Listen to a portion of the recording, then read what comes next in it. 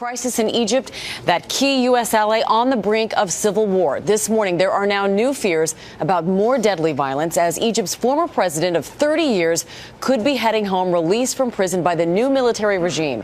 ABC's Martha Raddatz is in Cairo with the very latest on this developing story. Good morning, Martha. Good morning, Amy. Stunning events across the region here this morning, meaning there could be even more turmoil. This morning, Hosni Mubarak, Egypt's former authoritarian ruler ousted by a popular uprising, gets a release from prison while his democratically elected successor is still under detention. It was February 2011 when mass protests, the so-called Arab Spring, eventually forced Mubarak to hand over power. Mubarak ended up in prison on corruption and other charges.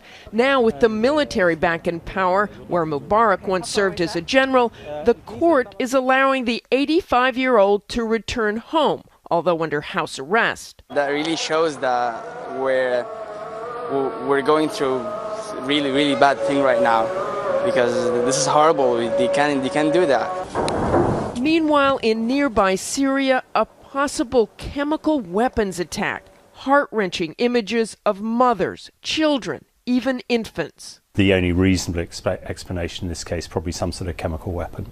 The Assad government denies the use of chemical weapons, saying it is baseless. But the U.S. says it is deeply concerned, and the UN is set to investigate.